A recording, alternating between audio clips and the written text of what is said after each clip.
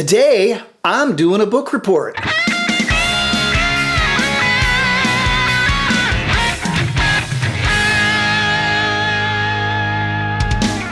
everybody, it is Aaron at Warmoth, and I just finished reading this book. And I know it's not much to look at, but this is what all my books look like these days because I read them all on Kindle, but I'll make sure and post a picture of the cover up there so you can see it. But it's a book that I just finished reading called The Birth of Loud, Leo Fender, Les Paul, and the Guitar Pioneering Rivalry That Shaped Rock and Roll. And it is by Ian S. Port. And I can highly recommend this book to anybody that is interested in the genesis of the electric guitar and all the men and women who had a part in shaping that over the few decades. Well, it starts in the late 40s, kind of post-World War II, and then it goes up through the early 70s. And it talks about all the men and women who were key figures in either inventing the electric guitar or popularizing it or playing it. And I'm talking people like Leo Fender, Les Paul, Mary Ford, Abigail Ibarra, I hope I pronounced that right, Paul Bigsby, and it talks about their friendships and their rivalries and their industrial gamesmanship as they tried to invent the electrical guitar and sell it to the masses.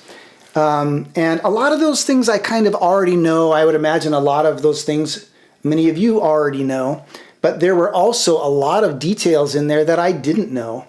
And maybe the biggest one is I had no idea how friendly Leo Fender and Les Paul were in those early days. They both were in Southern California, and they would get together on the regular to talk about, how to create a guitar that didn't feed back, and their ideas for a solid body electrical guitar. Because back then, guitars were big and thick and hollow, and the idea of a thin wafer-like electrical guitar that was a solid piece of wood was just like bonkers.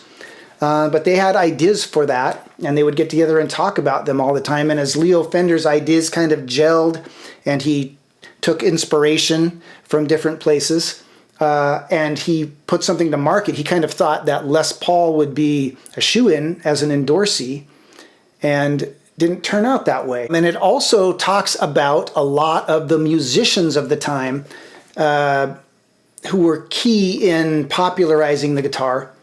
I'm talking about like Buddy Holly, like Dick Dale. It goes on through like Hendrix and Clapton. And it talks about the fierce competition between all of these guitar manufacturers to recruit these artists as endorsees. There was quite a bit of competition. And another thing that I didn't realize until reading this book is that a lot of those early Fender reps were making bank.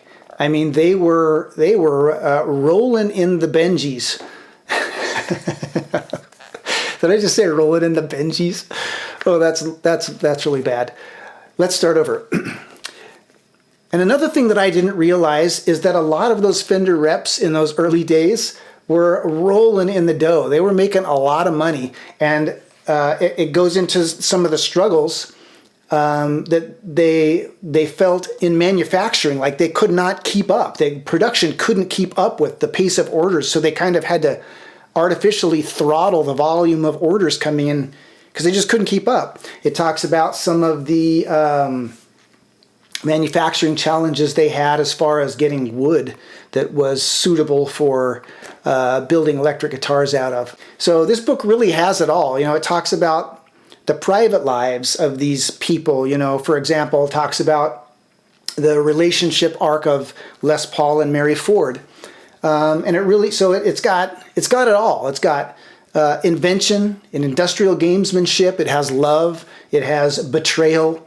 It has heartbreak. But above all that, the one thing that I noticed that I absolutely loved, and I just love this in real life, and I look for it. I try and seek it out, is that everybody in this book had intense passion for what they were doing, whether it was the people working on inventing the electrical guitar, whether it was the artists who played it and toured relentlessly to make music, whether it was the sales reps who were out there pounding the pavement and making sales. Everybody felt passion for what they were doing. And I love passion. I'm like a passion junkie. I will sit and listen to somebody who's passionate about something. I will sit there and listen to them talk about it all day, and it doesn't matter whether it's guitars or music or spreadsheets. If somebody's truly passionate about it, I love to listen to them talk, because there's this fire in their eyes, and you can hear it in their voice that they're passionate about it. And like I said, it doesn't matter what it is. It doesn't have to be like Phil X level of passion. Like, he's very passionate, and it shows, because he's very emotive. He's very charismatic and expressive and pumped up. But it doesn't have to be that. I know a lot of people who show a quiet intensity, but they have that fire in their eyes and that passion when they talk about stuff. Like, for example, I know somebody who's really passionate about Legos, and I'm talking about an adult who's very passionate about Legos, and they know, like, all the different minifigs and what sets they came in and what era they were discontinued and blah, blah, blah. And even though it's not something that appeals to me, what does appeal to me is their passion for it. So I love to listen to them talk and like kind of like glean that passion from them, and then maybe hopefully channel it into the things that I'm passionate about.